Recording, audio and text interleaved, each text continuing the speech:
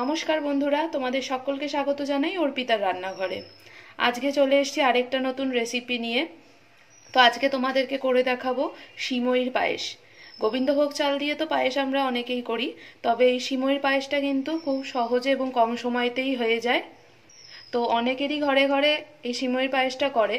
তো তবে আজকে আমি কিভাবে বানালাম সেইভাবে তোমরা একবার ট্রাই করো। তো আমি কিভাবে বানালাম সেটা জানতে হলে তো রেসিপিটা দেখতে হবে। আর ভিডিওটা ভালো লাগলে ভিডিওটাকে লাইক করো, শেয়ার করো, অবশ্যই কিন্তু আমার চ্যানেলটাকে সাবস্ক্রাইব করে দিও। আর পাশে থাকা বেল আইকনটা অন করে দিও যাতে তোমরা আমার সব ভিডিও নোটিফিকেশন পেয়ে যাও। আর ভিডিওটা কিন্তু পুরোটা দেখো। তাহলে চলো রেসিপিটা তোমাদের সাথে শেয়ার করে নেওয়া যাক। দেখো একটা কড়াই বসিয়ে নিয়েছি। তো কড়াইতেই দেখো প্রথমে দিয়ে দিলাম ঘি। এই দেখো এই চামচের 1 চামচ ঘি দিলাম। ঘিটা আমি একটু বেশি ব্যবহার করছি। ঘিটা যখন গলছে না, বেশ দারুণ একটা কিন্তু গন্ধ বেরোচ্ছে। তো দেখো এর মধ্যেই দিয়ে দিলাম 2টো তেজপাতা। এবার এর মধ্যে আমি সিমইটা ব্যবহার করছি। এটা পুরো 1 প্যাকেট সিমই আমি দিচ্ছি। এটা 130 গ্রামের প্যাকেট, পুরোটা সিমই দিয়ে দিলাম। তোমরা চাইলে বাজারে একটু ভাজা সিমই পাওয়া যায়, সেটাও ব্যবহার করতে পারো। তো আমি এই রেসিপিটা এটা ইউজ করিনি। সিমইটা একটু ঘি দিয়ে আমি ঘরেই ভেজে নেওয়া পছন্দ করি।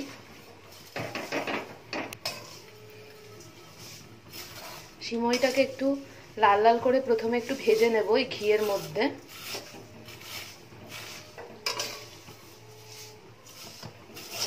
এই সিমইটা ভাজার সময় না মানে কড়াইতে এরকম ঘি দিলে আর ঘিটা যখন গলে না, বেশ দারুণ একটা গন্ধ বেরোয়। মানে আমি এখন রান্না করছি আর গন্ধটা পাচ্ছি, এতটাই ভালো লাগছে যে আর কি বলবো।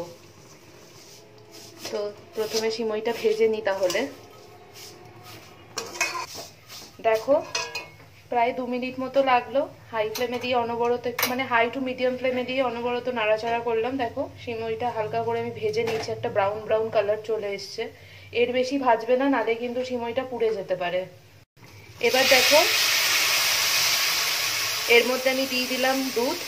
দুধটা কিন্তু আমি একেবারেই প্যাকেট থেকে কেটে দিচ্ছি না, দুধটা আলাদা একটা পাত্রে আমি একটু প্রথমে ভালো করে জাল দিয়ে নিয়েছি। জাল দিয়ে এটা দিয়ে দিলাম। এখানে আমি 1 কেজি দুধ ব্যবহার করলাম, মানে 1 লিটারের 500 করে 2 প্যাকেট নিয়েছিলাম। 1 কেজি বলা যদিও ভুল, 1 লিটার দুধের প্যাকেট দিয়ে এটা করছি। এই 1 লিটার যে দুধের প্যাকেটটা আমি ব্যবহার করলাম, ওটা আলাদা একটা পাত্রে দুধটা ভালো করে জাল দিয়ে নিয়েছি। তোমরা কিন্তু ডাইরেক্ট কোনোভাবে ব্যবহার করবে না, দুধটা কিন্তু ভালো করে আগে ফুটিয়ে নেবে। দেখো এটা 1-2 মিনিট মতো ফুটে উঠেছে। এবার আমি এর মধ্যে বাতাসা দিয়ে দিচ্ছি। এখানে আমি চিনি ব্যবহার করছি না, বাতাসাই ব্যবহার করছি। তোমরা চাইলে চিনিও ব্যবহার করতে পারো, যদি এটা চিনিরই বাতাসা। এই বাতাসাটা আমি পরিমাণ মতো দিলাম। যে যেরকম পায়েসটাই মিষ্টি খেতে পছন্দ করে সেই বুঝে দেবে। এখানে চাইলে তোমরা বাতাসা, চিনি, তারপর মিছরিও ব্যবহার করতে পারো, যার যেটা ইচ্ছা। তবে এখানে আমার ঘরে বাতাসা ছিল, আমি বাতাসাই ব্যবহার করলাম। তবে মিষ্টিটা কিন্তু যার যার যে যেরম বাড়িতে যারা যেরম খায় সেই আন্দাজেই মিষ্টিটা ব্যবহার করবে।